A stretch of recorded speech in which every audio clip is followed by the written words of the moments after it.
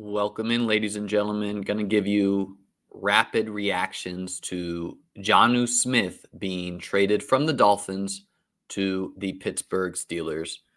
If you like fantasy football, you're in the right place. My name is Liam Murphy. Primarily do live best ball streams, but can't do that this week as we're in Vegas playing some WSOP tournaments. So let's jump right into it. Hit that like and subscribe, please. So yes, what initially happened here is we got the trade notification from Adam Schefter. And I'm on a mobile setup, so this is not going to be perfect, but we got the trade notification that Jalen Ramsey, the corner, was traded from the Dolphins to the Steelers. Then we got an updated notification that Minkah Fitzpatrick, their star safety, was traded in exchange for Jalen Ramsey, which seems like a very lateral move. I tweeted out in jest that this is like Darius Slayton being traded for Dyami Brown. And then we got another notification that the Dolphins have traded Jonnu Smith from them to the Steelers for, and then the Steelers paid him $12 million. So let's jump into this. Let's give some rapid reactions. Who's the Dolphins tight end?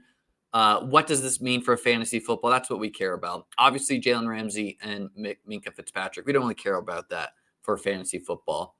But let's first talk about what Jonnu's price was and where it's going to be. Jonnu Smith was pretty much opened as an 8th round pick in most fantasy football drafts, going anywhere before, after TJ Hawkinson, Travis Kelce, Mark Andrews, Evan Ingram, in this range. You can see I took him the other day in the 10th round. I quite liked Jonnu on the Dolphins. He was pretty much their offense to end the season. Just not many tight ends in fantasy football who can get 10 targets a game. I really like Jonnu Smith's yard after catch ability, where there's just not many tight ends who you can throw a 5-yard pass to, and they can run 80 yards and go score a touchdown. Others, were skeptical of Jonnu because he was more a byproduct of how defective the Dolphins offense was, where, they had O-line concerns. Tua was hurt. They had to get the ball out quick, and Jonnu kind of reaped the rewards from this. He was a league winner last year as a late-round pick, and I thought no reason why they can't, lean on Jonnu at times. He does have kind of an overlapping skill set with Devon Achane as far as short yardage targets that turn into yard after catch. So maybe the Dolphins were skeptical about this. Anyways, he was going as roughly a 10th round pick. You can see I took him here at pick 115. I think he's going to fall down to this range in the 12th. So this range where Kincaid, Loveland, Jake Ferguson, Dallas Goedert, Pat Freiermuth went. I think Jonnu will fall down to the 12th here amongst the Kincaids, Lovelands, Ferguson, and Dallas Goederts, where, I think conceivably Jonnu could be the number 2 target of the Steelers. DK Metcalf, the presumed number 1. Wide receiver depth, very questionable for the Steelers after that. You got guys like Calvin Austin, more of a deep burner type. You got Roman Wilson, a last-year 3rd-round pick who was, injured most of the year, could have a chance of breaking out this year. Pat Freiermuth is there. Jaylen Warren, he's kind of like Gen Z Austin Eckler, going to be overlapping skill set with Jonnu himself. And then you got the possibility that guys like Amari Cooper, Keenan Allen get signed off the street for the Steelers. So yeah, Jonnu going to go down to the 12th. Freiermuth, he's going to free fall. He's going to go in this range after probably Mason Taylor, after Mike Gesicki, after Zach Ertz, where probably going to go amongst this Dalton Schultz, Terrence Ferguson, Will Dissly, Jatavian Sanders range. It's not going to go right away. But yeah, people, they're not going to want much to do with Freiermuth, especially as he was climbing in price. I think it's quite logical that the Steelers, they might be near the league leaders in 12 personnel, meaning 2 tight end sets, where, you got Jonnu, you got Freiermuth, you got Rodgers there. He's going to be throwing the ball to both of the tight ends. But, Freiermuth, he's probably like the Steelers version of Cole Kmet, fine to mix in, but what are you really hoping for there? On the Dolphins end, this is a little concerning where, Jonnu is really good for them. And I think what it tells us about the Dolphins is they realize that they are a fragile team. You got Tyreek Hill, old. You got Tua, concussion concerns, good, not elite. And they weren't willing to pay Jonnu kind of a modest sum of money, $12 million, And so this probably tells us that the Dolphins realize that they're a fragile team right now. They see teams like the Patriots in their division who just added a ton of assets, probably the second best team in the AFC. You still got the Bills, who are going to be the juggernaut of the AFC. You got the Jets. They could be frisky. Who knows? With Justin Fields, that could go either way. And so to me, this signals that, we could get Tyreek Hill traded either before the trade deadline or at the trade deadline. I'm a little bit more skeptical. I've been, Tua, Jalen Waddle, Jonnu, Tyreek. These are some of my highest drafted players. Just knowing how Devon Acham, knowing how the upside of the offense in Miami. But yeah, I'm concerned. Still going to be taking Waddle, still going to be taking Tyreek, still going to be taking Tua. He goes so cheap in drafts. But I am concerned that things could just blow up in Miami. And we know in things like best ball, all the money is won week 17. I quite like Miami's fantasy schedule. They get Tampa Bay week 17 when the money is won. But yeah, this is a little concerning.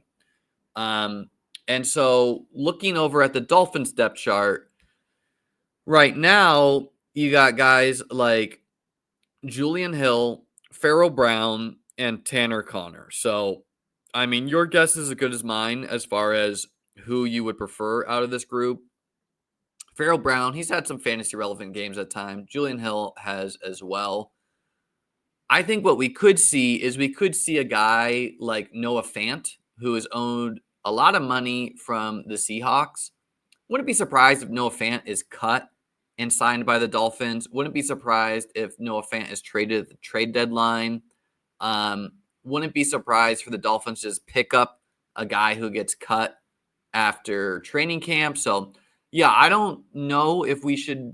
I'm not drafting any Julian Hills or Farrell Browns until we get a little bit of a lean here. It's kind of a question of like, what do you win when you win? Maybe this opens the door for Malik Washington, where early camp reports for Malik Washington have been pretty positive. They've not been positive for Nick Westbrook-Akine, who got very, very little money for them. But yeah, the wide receiver 3 in Miami becomes more appealing, especially because if Tyreek Hill gets traded, that guy's the wide receiver 2. And there's really no target dominant tight end to speak of for the Dolphins at the moment. Probably makes Achane, who I really liked already, an even better bet in fantasy football, where you don't have Jonnu competing for the short yardage targets. If they all go to Achane, there's no reason Achane cannot be the RB1 overall in fantasy, assuming Tua is healthy. Jalen Wright, Ollie Gordon, Alexander Madison, these guys have slightly more appeal as well. Just again, if something happens to Achane, there is no Jonnu. These guys are probably going to get some of those short yardage targets. Maybe Tyreek gets used a little bit more in the jet sweep game. But again, Tyreek, massive upside, anywhere from wide receiver 1 overall to, out of the league, jail, cut, traded. All of these are in the range of outcomes for Tyreek. So Jonnu, I'll personally be pumping the brakes on him as I already had quite a bit at expensive prices.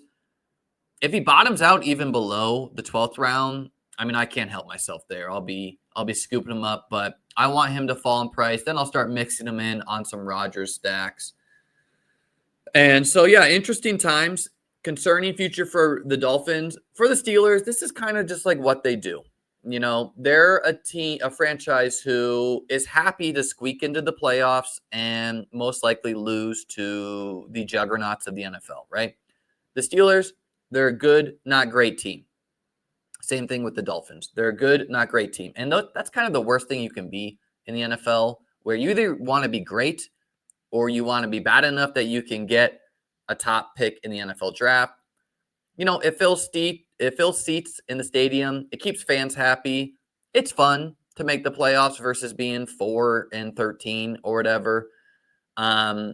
So, you know, the Steelers, they're trying, but, you know, the Bengals, I would take them over them. The Ravens, I would take them over them. Then you got teams like the Bills, the Chiefs, the Chargers, the Broncos, even, you know, maybe the Jags in the real NFL playoffs, the Texans, who I would slot ahead of the Steelers. So it's like, what are the Steelers? They're probably a 9-8 team.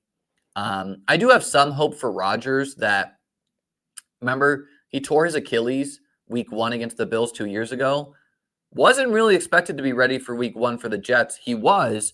So maybe, just maybe, a full year recovered from the Achilles. Maybe Rodgers has one more magical season in him. You can see this team I drafted was pretty lucky, where I paired Rodgers with Jalen Warren, and I had paired Jonnu with Tua. So Tua, you know, now has no stacks for this team, but I did fall into this stack of Rodgers to Jonnu.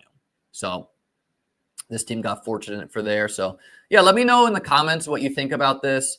I'm sure other people are going to say, oh, Jonnu goes to 0, Freiermuth goes to 0. I mean, that's not realistic, right? Like, Jonnu most likely going to be the second target for the Steelers. It does make things a little bit more complicated for like Jalen Warren, who's going to be competing for those short yardage targets. Still think Jonnu could have some league leading appeal, or league winning appeal, I should say, if Rodgers is peppering him with short yardage targets. But yeah, confusing. And I still think there's some dominoes that could fall for both the Dolphins and the Steelers. Again, Steelers, they could add Amari Cooper. They could add Keenan Allen. Maybe the Dolphins even could add one of these guys. And definitely think the Dolphins could add a tight end, either at the trade deadline or after training camp or even before. So hope you guys enjoyed this video. Be sure to like, subscribe, join my Discord. Link is below. Check out beatbestball.com for best ball help. Peace out.